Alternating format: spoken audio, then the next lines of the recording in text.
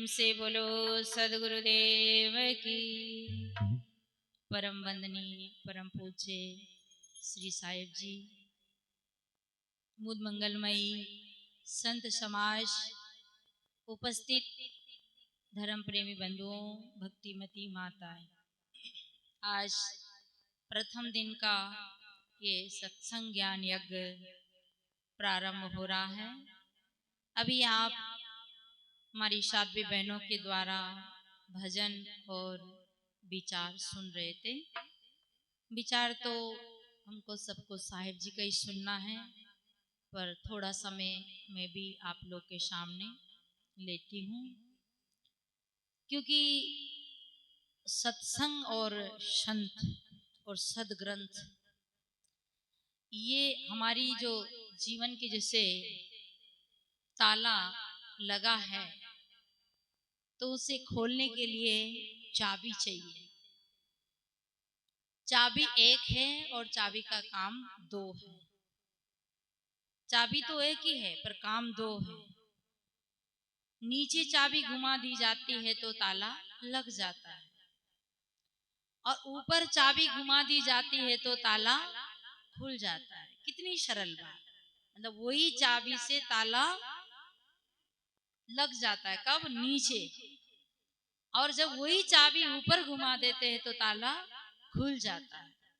इसी प्रकार से यानी नीचे की साइड घुमाने से ताला बंधन में हो जाता है और कुंडी लॉक हो जाती है, निकल नहीं सकती है।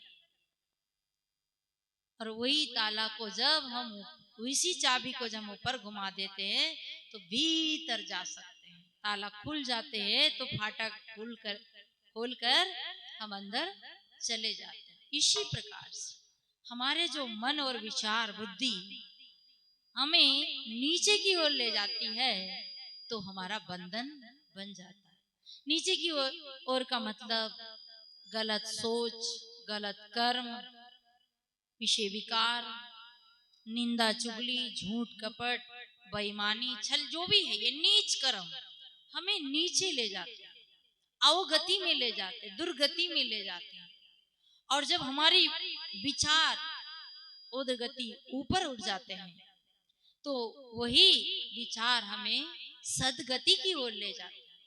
वही मन, वही बुद्धि हमें सदगति की ओर ले जाती है। इसे कहा ना, कबीर मन तो एक है भाई ता लगाओ, की करो गुरु भक्ति अक्के विषय कमाओ। मन एक है, कहीं दो नहीं लगेगा, एक ही जगह लगेगा, या तो भक्ति करो या विषय कमाओ।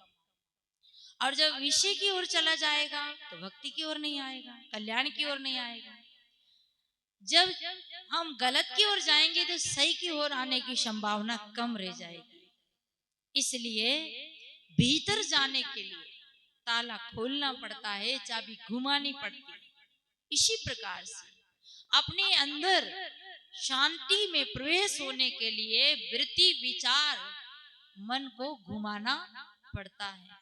मन भीतर आता ही नहीं, विचार भीतर आते ही नहीं, वो तो बाहर की हवा अच्छी लगती है। जितना बाहर आपको यहाँ बैठने में लग रहा होगा ना, उतना बाहर बाजार में घूमने में थोड़ी नहीं लगता। भले दिन भर घुमाओ पता ही नहीं चले कि कब समय हो जाए, कोई पता नहीं। मोबाइल देखने लग जाओ आधा घंटा, पता ही नहीं चलता कब आधा घंटा होगा, क्योंकि वो नीच की तरफ ले जाता है और हमेशा से नीच की ओर ही गए ना मन। इसी कहा नीच नीचाई ना तजे, वो नीच हमारा स्वभाव, हमारा बुद्धि, मन उधर ही ले जाता है। इसलिए सत्संग, सदग्रंथ और गुरुजनों की जो वाणी है हमको ऊपर उठाती है, हमारी सदगति दुर्गति से बचाकर सदगति की ओर ले जाती है। इसलिए हम सबको गुरु की शरण में आना चाहिए, सत्संग में आना चाहिए। संतों ने, महापुरुषों ने तो कहा है, 100 काम छोड़ के स्नान करना चाहिए। कितना काम? 100 काम छोड़ के स्नान करना चाहिए। क्यों? क्योंकि स्नान करने से बाहर की शुद्धि हो जाती है। अब स्नान नहीं करते हैं ना, तो फिर बाहर की शुद्धि नहीं होती। बाहर मन शुद्ध तो बाद में होता है, पहले शरीर शुद्ध होता है। शरीर के शुद्ध से भी अंदर प्रभाव आता है। कोई गंदे व्यक्ति गलत मेले कचले कपड़े पहने हो ना, उसके पास बैठने का मन नहीं होगा। होगा क्या? तो शुद्ध शरीर को शुद्धि करने के लिए, शुद्धिकरण, हमारे एक महात्मा का नाम भी रखा था, देखो है नहीं, एक महात्मा का नाम अपने यही था ना। ये पहले उनका सफल साथ था, फिर सफल नहीं हो पाए तो उनको बदल के शुद्धिकरण रख दिया कि भाई है? हाँ, साहिब जी खैरा का नाम था। तो देखो नाम भी कितना अच्छा रखा, शुद्धिकरण। अंतःकरण को जो शुद्ध कर ले, और अंतःकरण शुद्ध करने के लिए केवल सत्संग और संत और सदग्रंथ, तीन हैं, सत्संग, सदग्रंथ और संतों की वाणी। हाँ, वही एक सत्संग, सदग्रंथ, सदविचार, यही अंतःकरण को शुद्ध कर सकते हैं। इसलिए हम सबको सत्संग और सदग्रंथों से जुड़े रहना चाहिए। जैसे अभी लाइट चली गई तो एक ही माइक चल रहा है। हमारे भैया भेरूलाल जी गिंदौर हाट से आए सेवा देने के लिए, पर दो माइक नहीं चल पा रहे हैं क्योंकि लाइट चली गई।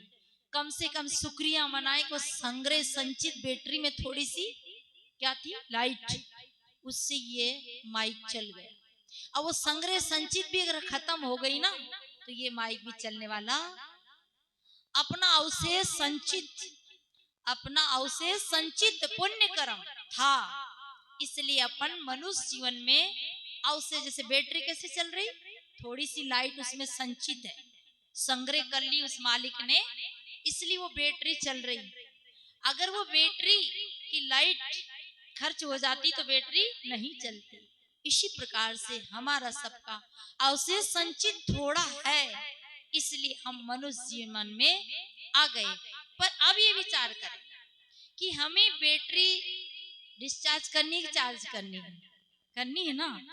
तो ये बैटरी को चार्ज करने के लिए लाइट है, और जीवन को, दिल दिमाग विचार को चार्ज करने के लिए सत्संग, सदग्रंथ, संतों की वाणी है। अगर ये ना मिले, कहते हैं कि जग में आग जो लगी आकाश में, जर्जर गिरे अंगार। आग जो लगी आकाश में, जर्जर गिरे अंगार। जग में नहीं होते संत तो जर मरता संसार। लगता है लोगों को क्या होता है संतों के पास जाने से, पर ईमानदारी से जो लोग आए हैं, जो जाते हैं, जो पाए हैं, उनसे पूछो, उनके दिल से पूछो कि क्या सुख है। वो तो ऐसा सुख है कि गूंगा खाए तो, पर बताए कैसे, बताए भी तो बेचारा गूंगा की सुने ही नहीं कोई, बताए भी तो गूंगा की कोई। यही सुख है सत्संग का और सदग्रंथ का। इसलिए हम सब, सत्संग हमारे जीवन को पवित्र करती है, पावन करती है। तो देखिए, मैं निवेदन कर रही थी कि बैटरी की अवशेष लाइट के कारण आज हमारा माइक एक चल रहा है, पर अगर ये बैटरी खत्म हो जाए तो फिर अच्छा, ये बैटरी खत्म भी हो जाएगी तो फिर चार्जर भी हो जाएगी, पर हमारा जो पुण्य संचित है, शुभ संचित है, वो अगर चला गया, वो अगर मिट गया तो मानुष जन्म नर पाई के चुके अब की घात। जाय परे भव चक्र में सय घनेरी लात। फिर पता नहीं, ये अवसर नहीं चेते प्राणी, अंत काल कोई नहीं तेरा। अब देखो, सुनने में भी बढ़िया लग रहा ना, और कहने में भी मुझे सरल पड़ रहा, परंतु हमारे स्वामी जी नहीं कल कह रहे थे कान ही नहीं है यार, लोगों को क्या करें। सही बात है, कान नहीं है जिससे हम सुने। कहने में सरल लग रहा है, सुनने में सरल लग रहा है, पर बात वहां अटक जाती है, चलने में कठिन लगता है। इसलिए हम सबको ऐसे मौके का फायदा उठाना चाहिए।